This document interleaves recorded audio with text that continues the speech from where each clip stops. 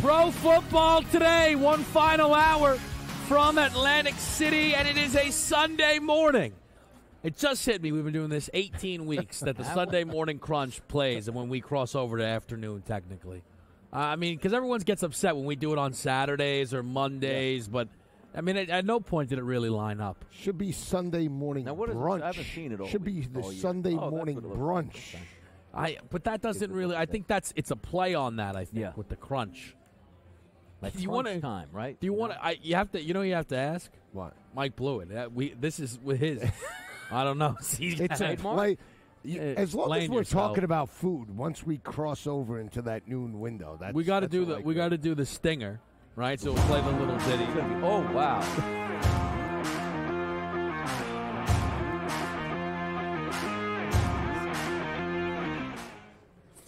It's like Siri. Like if you say Siri's name, the phone goes nuts. I say Stinger, that thing just plays at any moment. Yeah. Man, if we could can we just do a whole bit show, play that during like guest segments and stuff, and they have no idea what's going on? We won't do that. Easy. Look, they're loading it up again. Easy in the back, having a little too much fun. Sunday morning crunch. Yesterday, DRS was piping hot. Yeah. So should we break tendency, make him go first? Yes. No. Look. I was cold. I got cut off. I barely got to go. Exactly. You want to go last? Like let them get it out there. The public can decide, and then they just we just hammered the RS's plays today, right? Not a bad move. Yeah. So you want me to go first or you? We'll switch it up. However I'll give you the floor. You can welcome in the radio audience. You want to do one radio? We each got one today. Let's welcome in the radio audience. We are live, direct from Atlantic City, the Ocean Resort here. We're about to go over our Sunday morning front.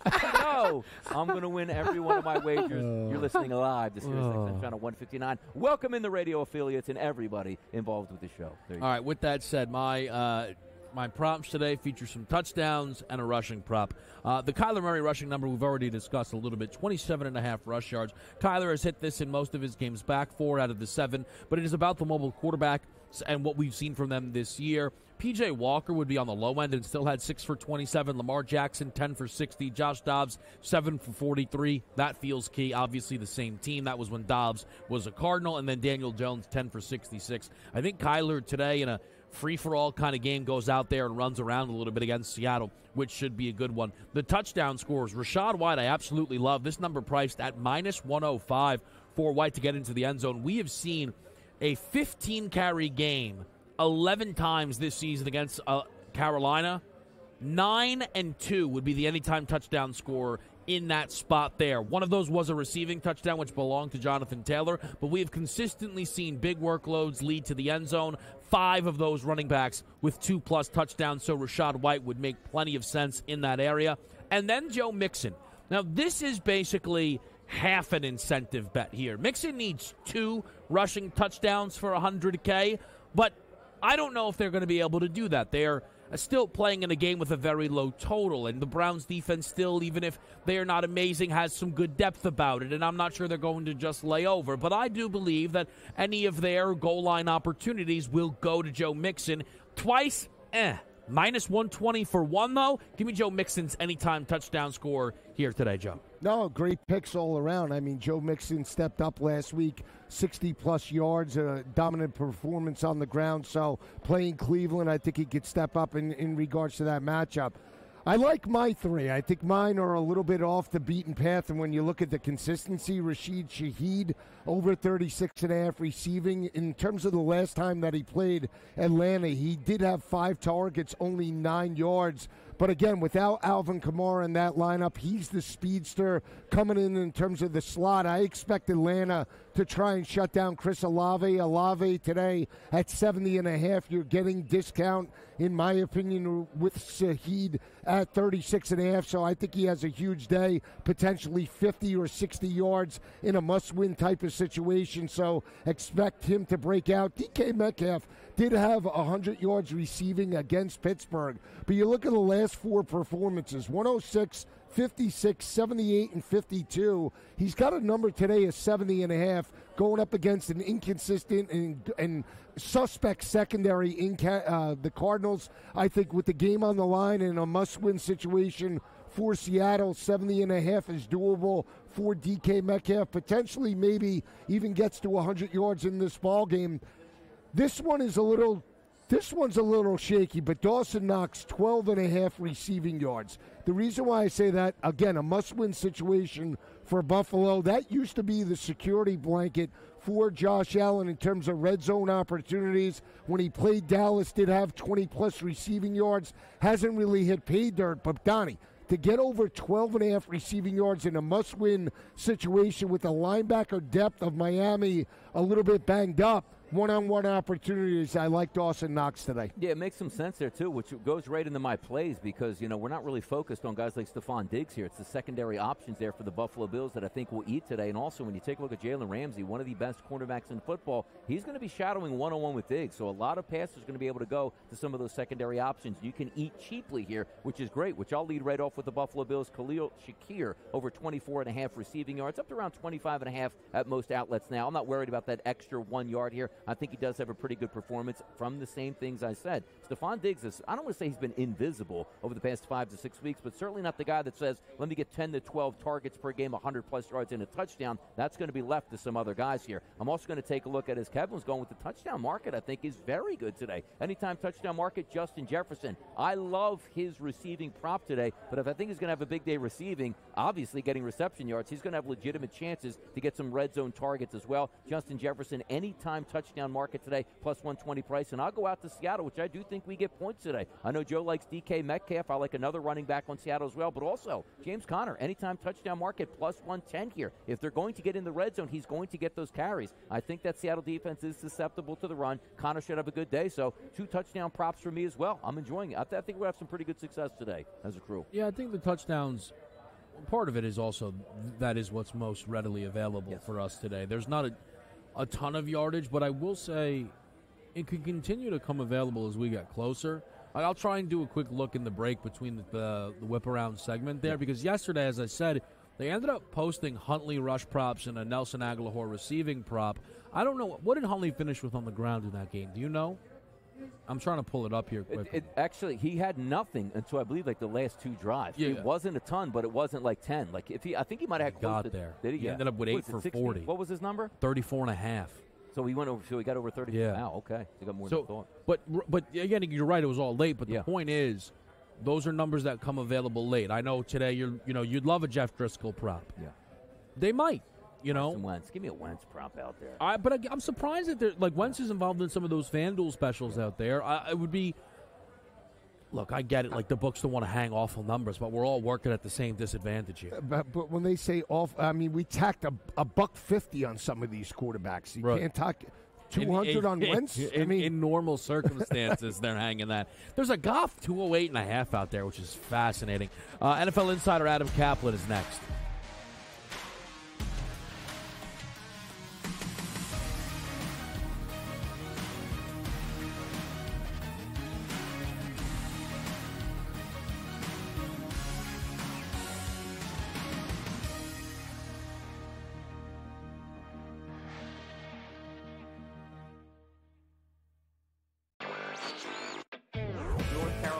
Got new sports books operating for licenses, and a lot of news always coming out of there. One of the fresh sports betting states. Well, they're a little behind the ball there, so I don't know if they'll be at the starting line in North Carolina. But yeah, a really interesting mix of applicants this early on so far. Newswire, only on SportsGrid. Quarterback at quarterback. We're going to lay some juice. We're going to have some dog prices, and we're going to go right in the middle. Because I don't know what they're doing. To me, they're in a complete rebuild, Kev. Go run. That's where overbackers on this 51.5 shot. Right now, he's a little bit more over money, but it's hovering right around. The winner of this game will be the division favorite. I don't care if they win, because all we care about is the money, baby, the money. Pro Football Today. It's smarter to be on SportsGrid. My best bet is Michael Penix to over 309.5.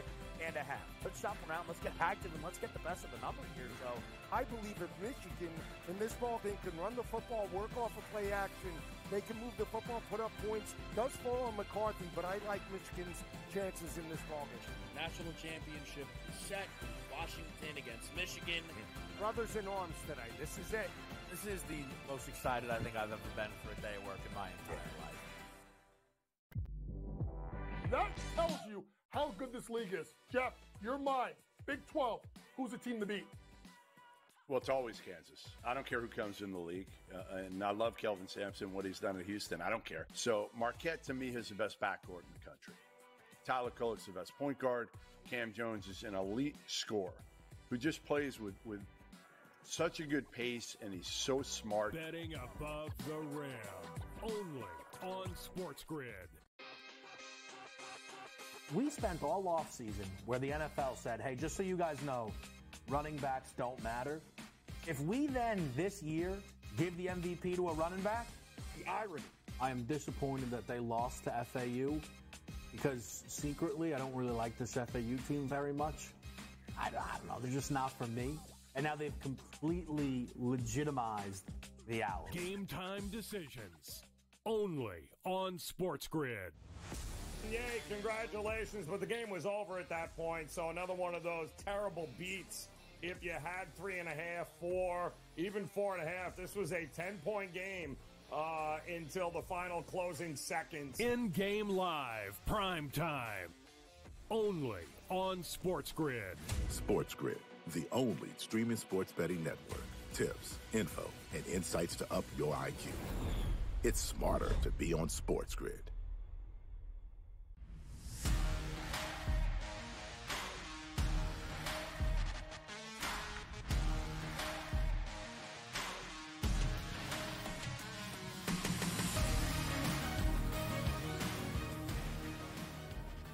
All right, we're live with you right here on SportsGrid. We are now joined by NFL insider Adam Caplan.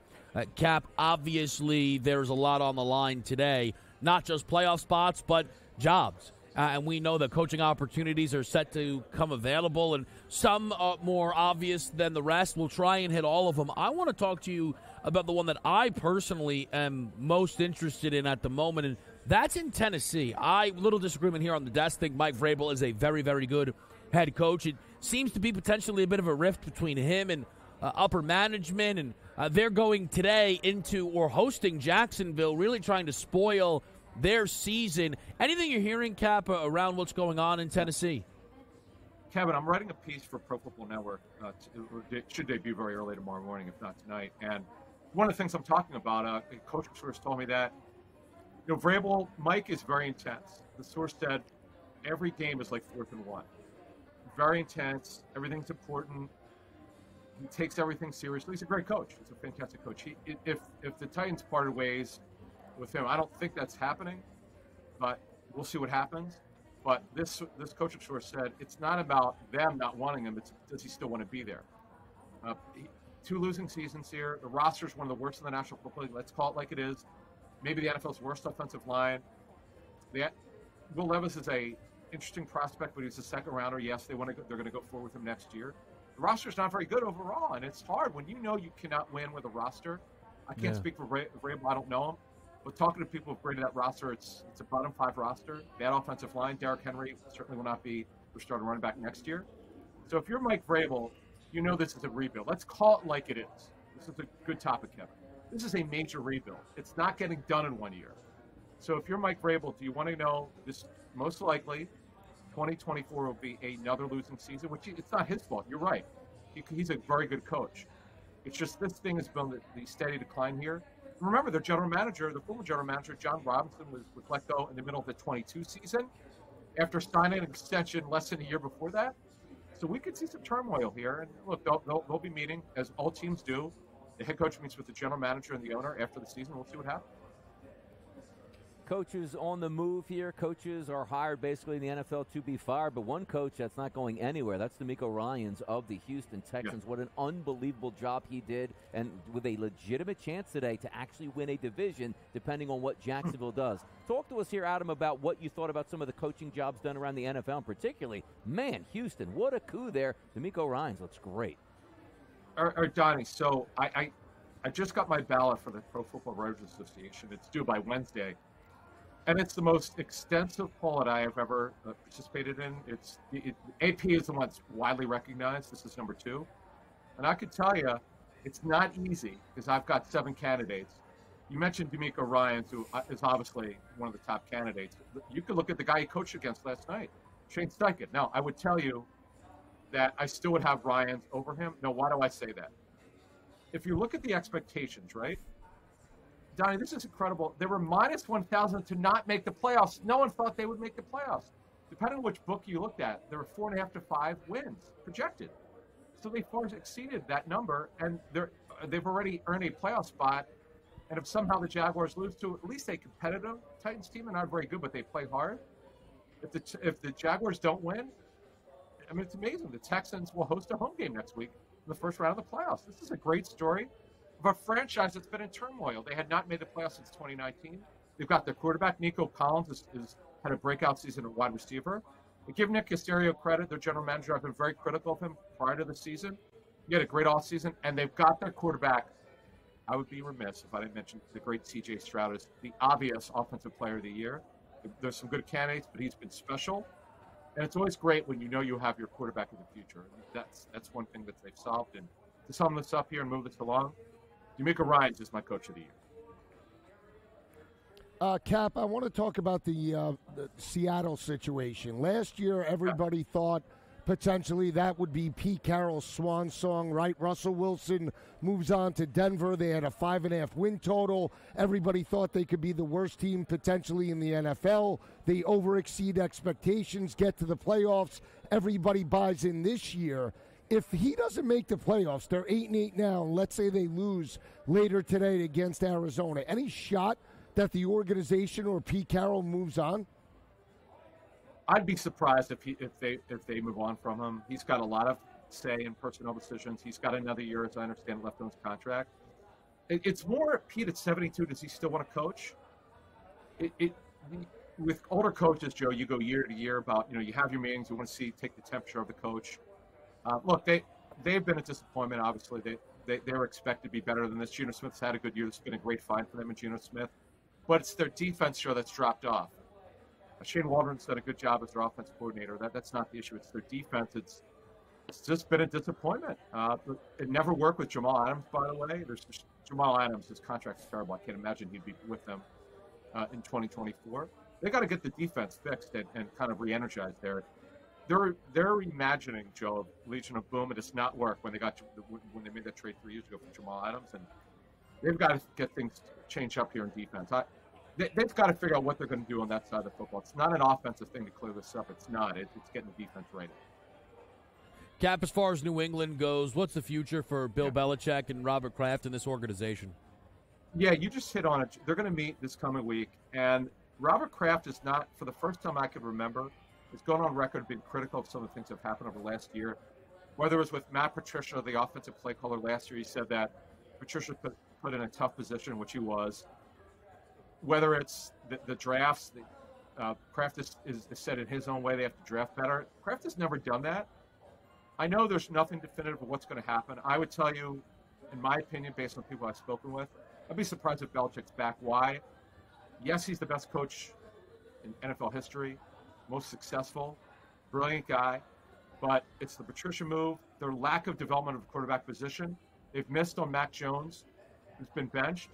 I mean, remember now, Robert Kraft was been very vocal whenever he's been interviewed. They had much higher expectations than 3 wins. I know that my understanding is the players play hard for Belichick. They haven't tuned him out at all. But the offense is atrocious. It's because of the passing game and lack of it. Now think about this though. Let's move this forward here. If they move on from Belichick, let's say their team's interested, where they could trade his contract, and we've seen this go on before in NFL history. Do you believe if you're another team that Bill Belichick could rebuild an organization or move forward with an offense that's more dynamic? Because this has gotten away from Bill. Let's call it like it is. The offense has been pitiful the last two seasons because of the quarterback position and the lack of development of it. And by the way, is Bailey Zappi, who's their starter right now, a former 4th rounder, they cut him before the season started.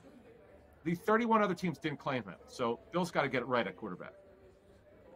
Adam, taking a look at some bad weather situations yesterday. The Pittsburgh Steelers, gutty win over the Baltimore Ravens to keep their playoff hopes alive, but maybe a huge injury on the horizon here. TJ Watt goes down with a knee injury. What's the latest there that you're hearing? Yeah, now, if those reports are correct, Donnie, on a grade 3 MCL, I've covered injuries specifically for 25 years. A grade 3 MCL, rarely do you have surgery for it, but I've talked to players that have it. You can't do anything for almost 2 months other than rehab it. So if the MRI does show that it's a grade 3 MCL, which, by the way, is a complete tear of his medial collateral, I believe it's his left knee, if I'm not mistaken, you're looking at weeks, several weeks, if not a couple months, and obviously that would knock them out, and that would crush them. It's a shame. They've had a lot of problems on defense with injuries at inside linebacker and at safety. But by the way, I'm glad you brought this game up. Give Mason Rudolph credit. That was a tough game with the rain and the sleet that we've gotten out. At least they moved the ball efficiently. Najee Harris, another great game. We talked about this when we previewed the game. Why I like that over prop. Yeah, I missed on Pickens badly, but I got it right on Najee. And how about him getting the ball in the pass game? Now, we haven't seen that in a while, but we did in that game. It was he tried to throw a pick on that first drive, and it would have turned it, but they dropped it. Cap, there's still so much we could have got to, but we are out of time. We appreciate it. Okay. Best of luck keeping up with all the news that is coming your way. We'll talk about it next week and this week on the Coast to Coast. Thank you. Thanks, Cap. We'll be right back with the Pro Football Doc, Dr. David Chow, next.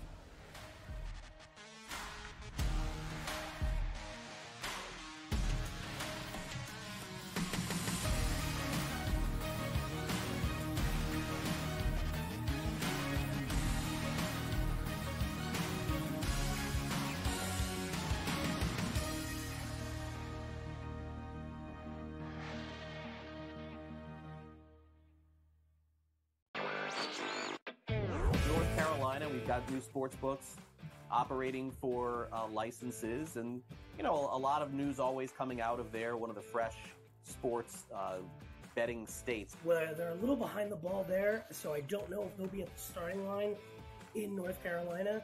But yeah, a really interesting mix of applicants this early on so far. Newswire, only on SportsGrid.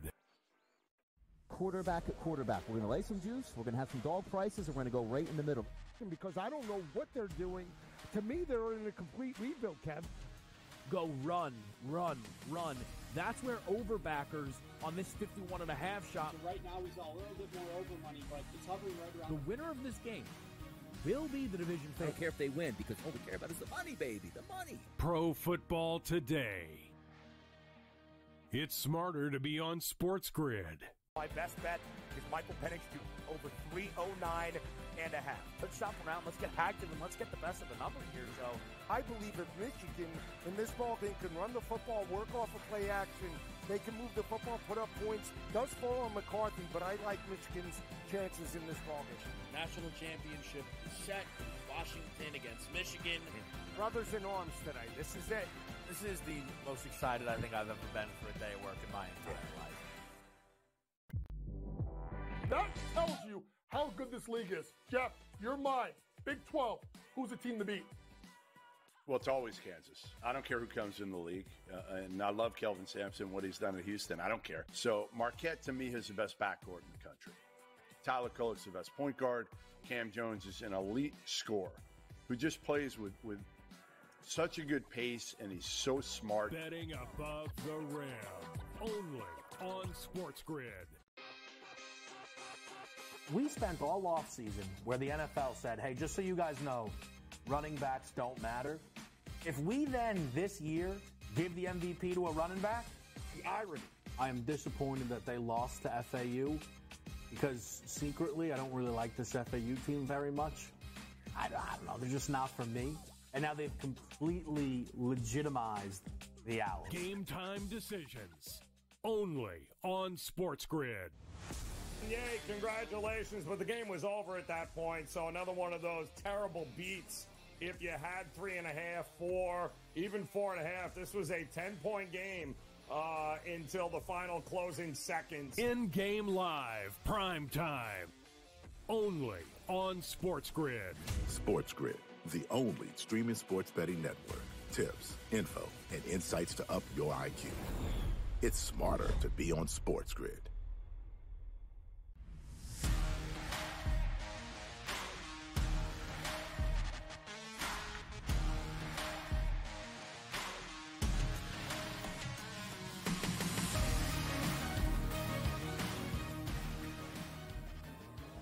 Back with you here on SportsGrid out in Atlantic City at the Ocean Casino Resort. One final time. Kevin Walsh, Donnie right side, and Joe Lisi. Doc, The Pro Football Doc, Dr. David Chow, with us here again. Of course, he and the folks at Six Score have been helping us out all season long. Doc, I have to start with yesterday, believe it or not.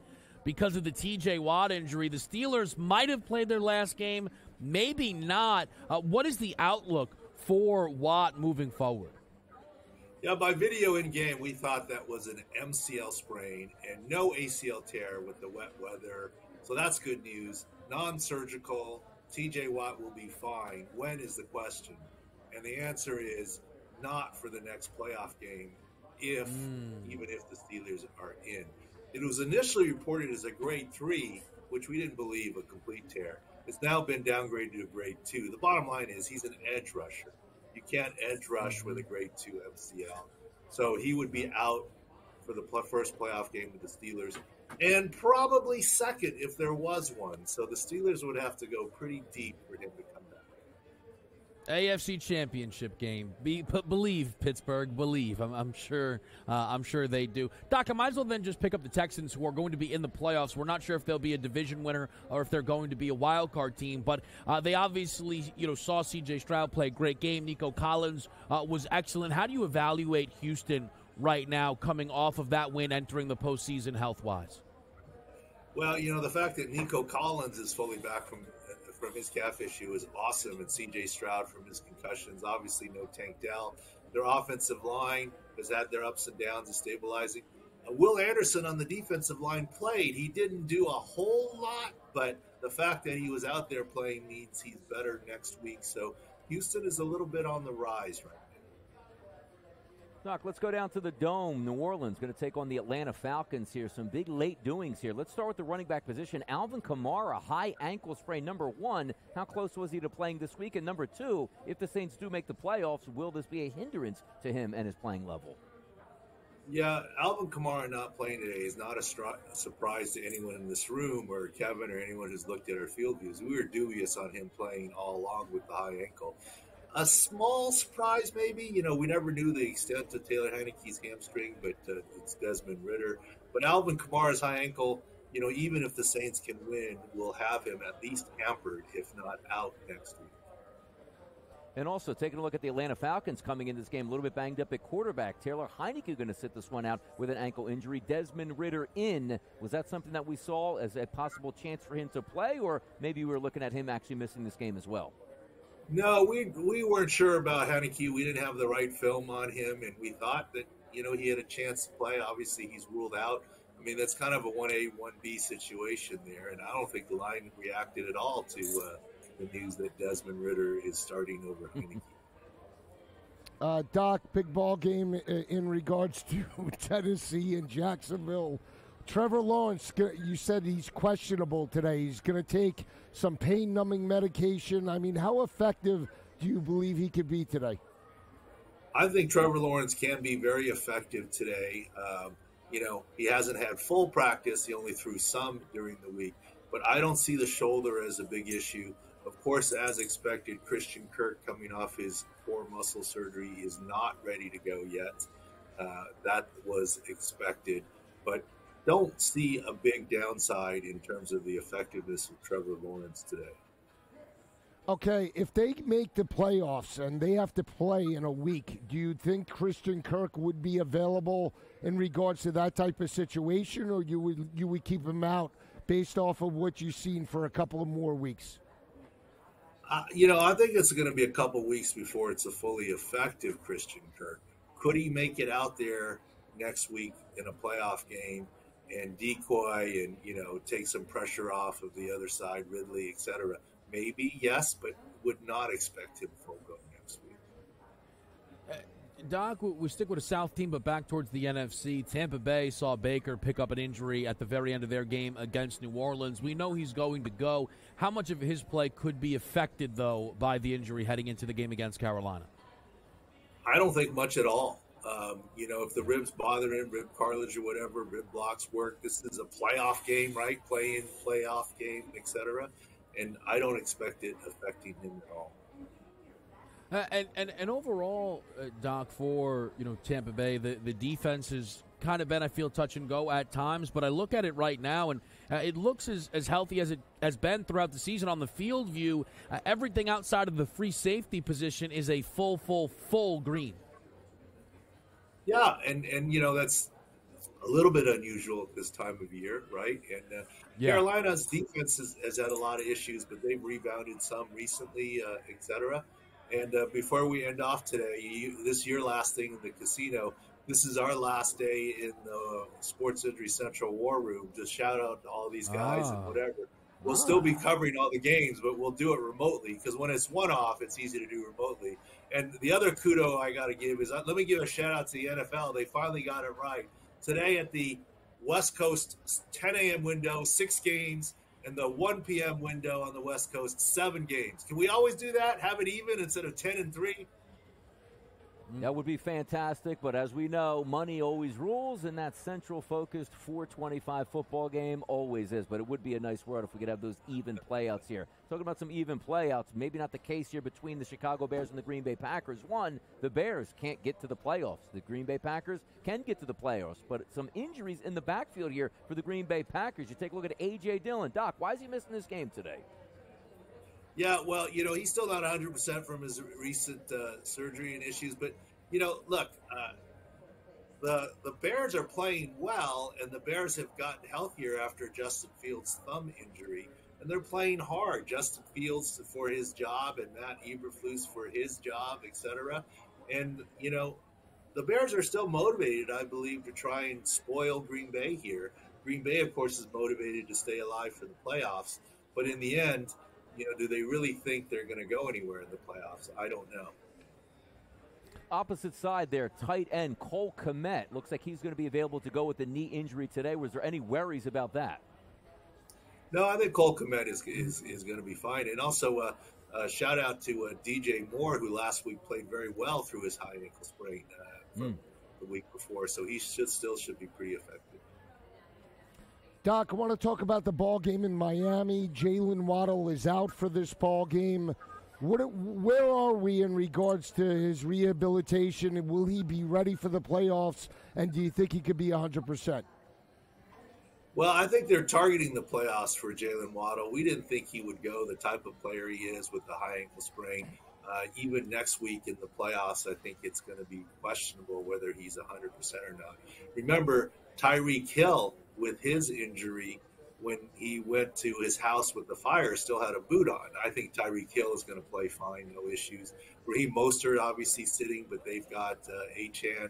And it's still the left guard, center, and right guard, the middle of the offensive line for the Dolphins that have the biggest question mark. Not to mention their number one corner for the Dolphins is out with the foot issue. When we look at Buffalo with Josh Allen, he's going to play through the stinger. Do you expect him to be more effective in terms of the passing game or the rushing attack? Will he tuck it and run with the stinger and not wanting to take any hits? I don't think anyone can stop Josh Allen from running or wanting to run, right? I mean, he's a big boy. He runs when he wants to. And I'm not worried about that stinger/shoulder issue or even the finger issue. And on the other side, Tua with the thumb and the quad and the shoulder, it's just banged up late season. I'm not expecting any downgrade in performance from Tua or Josh Allen. Doc, as far as the game between the Rams and the Niners go, there was a world that this game would have both teams needing it and playing all out. Instead, it's a lot of backups here today. From the San Francisco side, though, early week, I heard a Deebo Samuel quote saying that the starters will play a good bit. I don't really know what that means, Doc. Who are you expecting to for sure sit here in this game for San Fran? Well, CMC, Christian McCaffrey, for sure will sit, right? Because he needs it, the calf, so it doesn't linger. He'll this week off, the bye week, and then the third week he'll be back to play. And, Brock Purdy, they're trying to rest. Trent Williams has a groin. They're trying to rest him some. But you got to understand, with 53 men on the active roster and you're going to activate 46 players, you cannot rest everyone. Now, what you might see is what Debo's hinting at. They'll play a quarter or at most a half. And, the definition of a good bit is that one series, two series, who knows right there. And, this time of year is very difficult, which is why we say go to Sports Center Central, the field views. If a player is sitting, we make them red, just like we do last week for Jair Alexander, Green Bay, with the suspension. The number one corner spot was red, and we adjust the six scores, and it's hard to keep track of it all. If you're trying to be cute here on the Rams 49ers, look, it seems like the 49ers will play some starters in the first half. Maybe you just take the Niners in the first half and then call it a day. Doc, not much there between the Denver Broncos and the Las Vegas Raiders, but a question for the offseason here for Josh Jacobs. We know he has that quad injury. Any lingering effects into the offseason, or is he going to be okay? Muscle injuries across the offseason will be fine. Where he's going to take his quad and his talents is the different question. Where the quad lands, always an important question. Doc, we appreciate it so much. Great stuff all season long from you guys over there at SixScore.com. Tell the fellas we appreciate it and enjoy working from home. We'll see if Donnie can get that going for the rest of us here at the Grid. We will be right back, though, for the whip around. A big whip around. There's no chance we get to every game here on Sports Grid.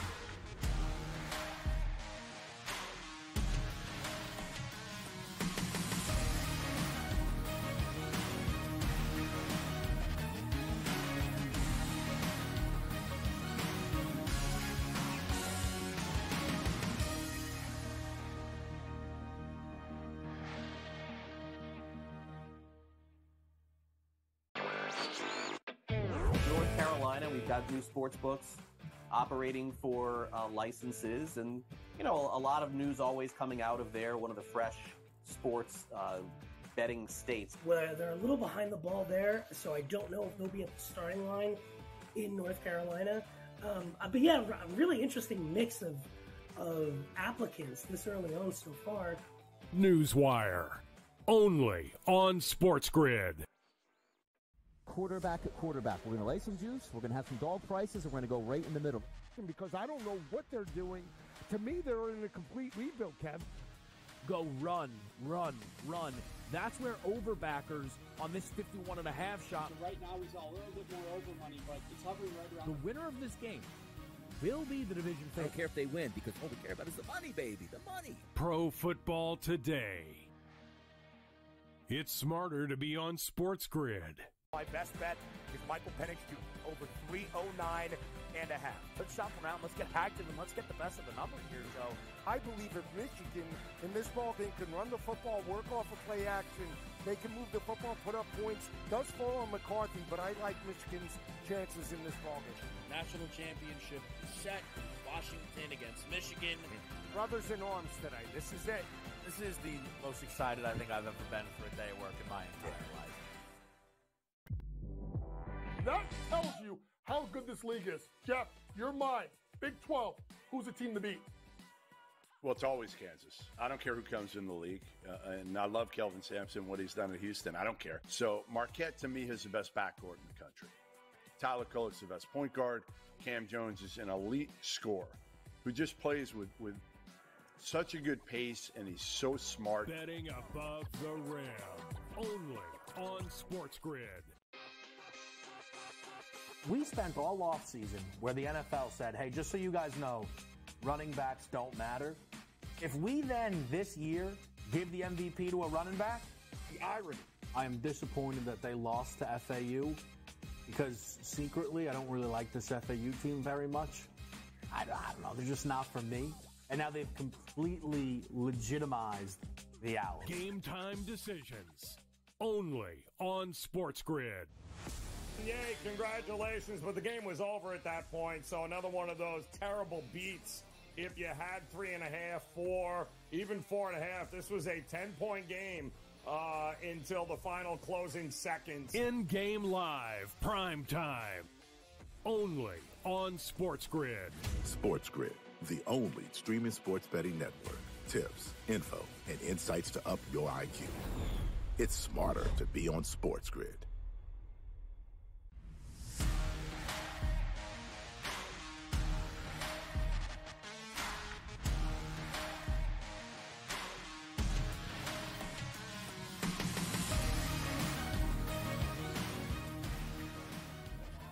whip around time here. Donnie, would this be the whip around dance? Sometimes you like to do it the opposite way. It's really just to throw it off. You know what I mean? I don't even know what's going on there. That's a little interesting. But we are with you right here for another 20 minutes. Luckily for you, we're also live tonight, 7 p.m., right here on the grid through the first quarter of Bills-Dolphins. So when we don't get to Sunday Night Football, I can say that was on purpose. Saints-Falcons field goal line here in New Orleans, total 41.5. Saints need it. Falcons need it. Depending on who you ask, I think Atlanta plus the 3 is the right side. I like the other side. I like New Orleans because of the defense, because of the fact they're playing at home. This ball game did go down to the wire, fourth quarter. Atlanta won that ball game. Des Ridder did step up, and he gets the start today. But again, the way they went on the road last week, went toe-to-toe with a very good Tampa Bay offense, shut them down. Now playing at home, Donnie, can only look to New Orleans and Derek Carr. Even without Alvin Kamara, I lean to the under in this ballgame. Actually, I'm a little bit opposite of you. I do think New Orleans wins this game, but I think it has a chance to go over the 41.5. Now, both these teams are going to be scoreboard watching, obviously, with Tampa Bay, but also if we have Ridder in the game now, let me show you I can be a franchise quarterback or a starting quarterback in the NFL. Alvin Kamara, I can't turn around and just hand the football off and say, let's get some yards. I think we got a little bit of tempo. I was on that over last time. If Ridder throws for 350 and 3. I mean, look, like everybody's job is safe. Everybody's job is safe. Plan if that happens. I like the world where all his awfulness is completely washed away today if he has a big game. Cincinnati and Cleveland. Am I zigging or are you zagging? Tough to figure out. We're both on the 7.5 with the Browns here. I think this is a great spot for them, but I'm also playing the mix and touchdown at minus 120. You have an 11-win football team that's going to the playoffs. You have backup players that Stefanski and that offensive defensive staff want to develop, and you have Jeff Driscoll, who's not a rookie quarterback. He's mobile. He could step up, and he could stretch defenses vertically. I think it's going to be a very tough ball game. What does Cincinnati have to play for in terms of the spot? Are guys checked in? Are they checked out? I have a football team that wins going on the road. I'll take the 7.5 points any day of the week. Do lean to the under in this ball game as well. Look for Cleveland to run the football, make it a 4-quarter game. Yeah, I'm with you on that one. I mean, it is too many points here. You take the 7.5, but at the same time, the under 37.5. Where's the rush for us to make sure we get a ton of offense in this game? I don't see it. Yeah, I think that is fair. It's also just one of the. I know Cleveland was with all backups, but D. Higgins is out, and it would benefit Cincinnati to lose this game massively. This is a team that has a lot of players' paydays coming due, and obviously have already paid Joe Burrow. And a cheap contract inside the top 15 with a high-level talent would be massive. Jacksonville and Tennessee, one of the biggest games on today's slate, a 3.5-point line in favor of the Jacksonville Jaguars on the road. Total 41.5. My best bet will come in this game. We'll do that in a minute, but I think Tennessee can win this game outright. I disagree. This is one of my better picks. I like Jacksonville on the road. They grinded out a victory last week. Travis Etienne over 100 yards. Whether Trevor Lawrence plays or not, to me, it doesn't matter. They dominated this team last in terms of the last matchup, 34-14. Ridley stepped up with a dominating 100-yard, 2-touchdown performance. His number today is in the area, I believe, 48-50 in that area. I think he blows through that. I'm on the total, though. I altered this up to 48.5. I think it's Jacksonville and the over today, Donnie. Yeah, I'm taking Jacksonville. If I think Jacksonville's going to win the game, then I'm going to take them with the minus 3.5. Love the fact that Trevor Lawrence is going to start this football game and looked very good in pregame warm-ups, so maybe that carries over. Just a more talented football team. The Jaguars needed that victory. I'll go Jacksonville here. 3 losses this season for Tennessee at home, all by a field goal. Tampa Bay and Carolina. I'm just saying. He threw that in at the end. Jacksonville, a 5-win football team on the road, too. 100%. But I'm just saying. Listen, I've been dealing with 3 years of the. Well, if they're going to win the game, they're going to cover that number breakdowns. Yep. Yeah, Carolina. I'm telling you right now. I can't wait to stir the pot. I don't know if I'm going to. I might not be there tonight. Can we watch this? No, not with what you did last night. Tampa Bay 4.5. 36.5 total. I'm on the over in this football game. I do think there will be points from both sides of it. I think Tampa Bay comes out very hot here, and I expect Rachaad White to find the end zone. You might get the over, but I lean to Carolina. Last time they played it was 21-18. Carolina a couple weeks ago put up 30 against Green Bay, last game of the regular season. But Carolina's a team that just plays Tampa Bay very tough. Baker Mayfield a little bit banged up. I like Carolina potentially to make it a 4-quarter game. I think they're in striking distance. Wouldn't shock me if they win this ball game outright. And I'm with you. I lean to the over in the ball game. Yeah, leaning on the Carolina Panthers, you end up falling on the floor if that's the case. The Tampa Bay Buccaneers, for me, is the only way to go, even though I don't even like the way they're playing football now. Carolina was embarrassing last week. They're into the offseason. And also, I see they already hired Ben Johnson, apparently, from some of the Twitter exchanges out there this morning. So are the Lions unfocused? That's an interesting question. There you go. Yep. Don't forget, Tampa Bay needs the game. Pats Jets. It's a 2-point spread here in favor of New England. Total 28.5. Robert Saleh, Super Bowl. Give me the Jets plus the 2. I can't. It's a team that has been absolutely boat raced by New England. They've lost 15 straight. Last time that the Jets actually got a victory, I believe, was in 2015. What is that, 8 years? The Fitzmagic? Yeah, I might have been. I didn't. I think it was 26-23 was the final in regards to that. That said, I don't see Bill Belichick losing this ball game. I will say this. We got the weather report. It is blustery. It is snowy. I'm going to take the over in this ball game. Like it 28.5. Last time they played was 15-10 in terms of MetLife. I just think New England's a little bit too physical in the rushing attack. There's no way Bill Belichick is going to allow Salah to win this ball game. I'll take New England laying the 1.5. Like, if you are the Jets, your season blew up 3 plays into the season. You're finally at the finish line here. You just want to get towards next season. The New England Patriots win this football game. I'll lay the -2. All right, Lions 3.5 here. Vikings trying to keep their postseason hopes alive. They need to win, and then a ton. I think it's like a 40-1 parlay in order for Minnesota to crash in. 47.5 is the total in this game. Josh Reynolds, anytime touchdown scorer, the big incentive today for him. One more touchdown would get him, I believe, $250,000. If the starters are going to be out there, Dan Campbell might as well do good for his guy. No, it's a nice look. I like Detroit because of the physicality of the rushing attack. I know Montgomery's not listed, but I think Jahmyr Gibbs 55.5 is the way to go. This game got into the 50s last time they played 3 weeks ago. I think it's an under, though, because of the physicality of the offensive line. Detroit playing at home, I think they grind out a victory, lean to the under in this ball game. By the way, very rare that you get a number of 87.5, which I have on Justin Jefferson. I'm now taking a look right now. It's at 100.5, so that's some pretty good CLV there. I look for points in this game regardless of how long Detroit is going to play. I think in the dome game environment, Mullins is going to throw multiple touchdown passes, multiple interceptions. That's going to be great. Forget about the side itself. Give me the total in this game. Packers-Bears field goal line here. Totals was 46.5 during our show. Back down to 45.5.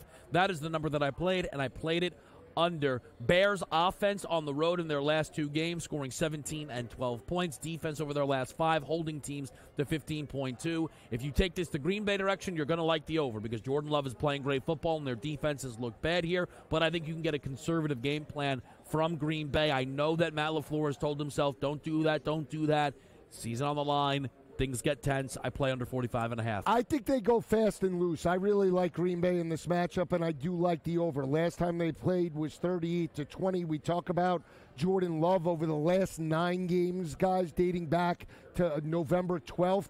He's averaged 265 passing yards per game, 18 touchdowns, 3 interceptions. Aaron Jones is involved in terms of the rushing attack. He might be utilized in regards to the screen game today. All Green Bay in the over, Donnie. Yeah, I think Green Bay wins this game, too. I was pretty impressed, though, by the way the Chicago played last week against the Atlanta Falcons, who are still battling for a playoff spot. But if I want one bet in this game, not the side, it's not the total. It's Justin Fields' anytime touchdown scoring market here. It's at a plus money number. He has a big day today. I do think a bigger day on the ground for him. Commanders-Cowboys, 13.5-point line in favor of Dallas on the road. This total is 46.5. Talked about the trickiness of this game. The bet that is most attractive to me is actually a Washington team total at 16.5. If they're going to pull off a miracle, I think they would still need 17 points. If Dallas runs and highs 35, 42 points, whatever they want, Washington could get a sneaky 17. That would be the direction I would look. I like that look because I like Washington in this ballgame. We talk about in terms of incentive, they've lost 7 straight. They've lost 9 of the last 10, and this is the exact same line that Washington caught when they played on Thanksgiving Day in Arlington, got boat raced. Dallas put up 50 points in that ball game, but because it is Ron Rivera's last game, because a lot of people were on Washington last week against San Francisco, I'm willing to step up right here with Sam Howell. not a good road team in terms of Dallas overall. They've played down to the level of competition. I'm not suggesting they lose, but I think it's a closer ball game than people think. Give me Washington and the under in this matchup. Dallas plays really well at home, even though on the road it will be a home game for the Dallas Cowboys in this game. I see 31-13, 34-13 on the horizon. I think Dallas absolutely puts them away today. There's a prop that I just saw come available. We'll get to it in a second, though, here. Continuing to move through these games. We have the Seahawks Cardinals field goal line here in favor of Seattle on the road, total 47.5. On the Kyler Murray rush prop at 27.5. I'm on Arizona. They showed me something. They didn't quit last week in the link, 35-31. I think Murray breaks out. I like the rushing attack, but I think it's points aplenty. The only look that I'm looking for in terms of Seattle, DK Metcalf, over 70.5. I think he could get to 100 today, Donnie. Yeah, I think we do get some points in this game, and I love both ground games and both ground attacks here. But if I'm going to look at this game and say the Seahawks are only going to lay 3 to the Arizona Cardinals, I know they played well last week, but if you have a pulse on defense, you can probably slow them down a little bit. I'll lay the Seattle Seahawks here with the 3. Man, you can't. So Eagles-Giants, 40. I'm just going to skip ahead. They hung a Travis Kelce 21.5 receiving yard number. So he needs 16 to have a 1,000-yard season. The idea would be when he gets 16, he's going to check out of the game. Or he gets a 25. That's what I'm saying. Yeah. Like, the whole goal is to get him through the 16. Just go for it. Pull the trigger. But what do you think about that? It's a surprising number for them to hang. Yeah, but, I mean, he's not going to get 15 on the spot or 16. Yeah, but the tough part about that is that they're just looking to get him that yardage. He's running 3-yard plays, not let's just go deep 3 times for 40-yard catches. But not 40, but they might say, look, just, the little dig route, he gets it for 18. He is coming out of the game, and it's an under. Right. Like, he won't catch the football again beyond. An under. I thought 16.5. No, it's 21.5. Take the under. That's what I'm saying. But that's a good call. He needs 16, so you would need it till he's going to get to 16. I fully believe that. But I fully believe he gets to 16. 16. 13 yards. He's running a 4-yard route. He's not running a 12-yard route I don't to like get that last yard. I don't like that because he could break 2 tackles on a 25-yard reception.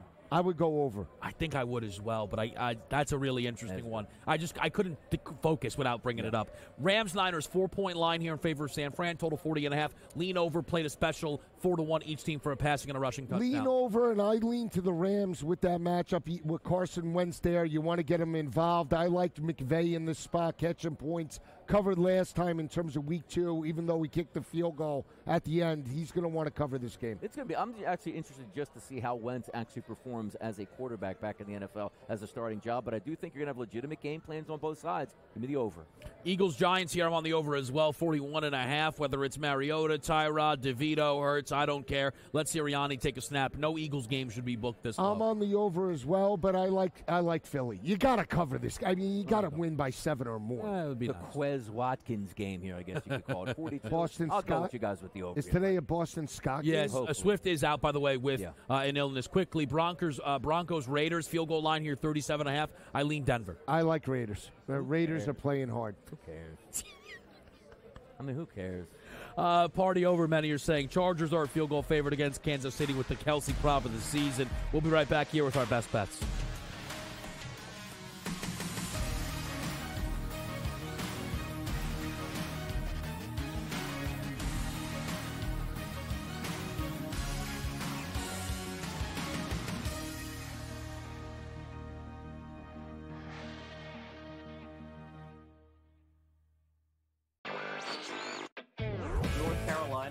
New sports books operating for licenses, and a lot of news always coming out of there. One of the fresh sports betting states. Well, they're a little behind the ball there, so I don't know if they'll be at the starting line in North Carolina.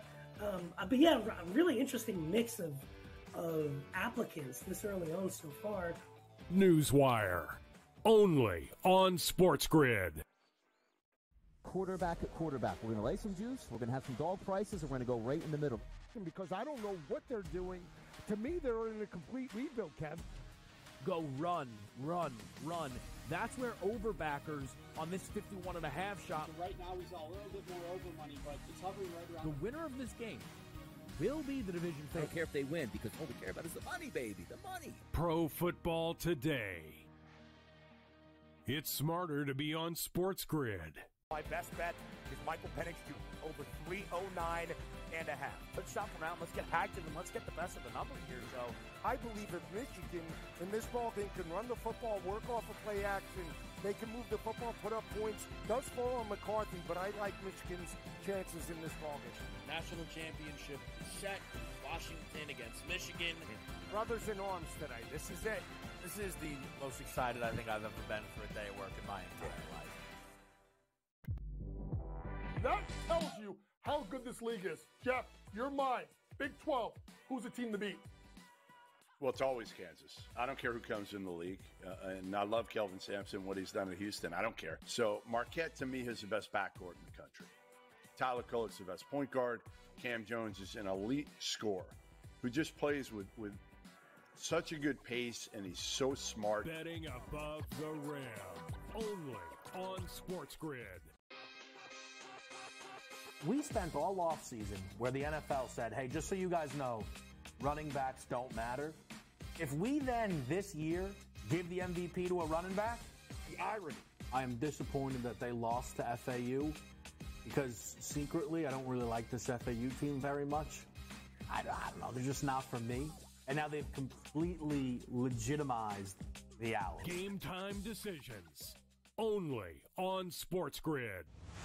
Yay, congratulations, but the game was over at that point, so another one of those terrible beats. If you had 3.5, 4, even 4.5, this was a 10-point game until the final closing seconds. In-game live, prime time, only on SportsGrid. SportsGrid, the only streaming sports betting network. Tips, info, and insights to up your IQ. It's smarter to be on SportsGrid.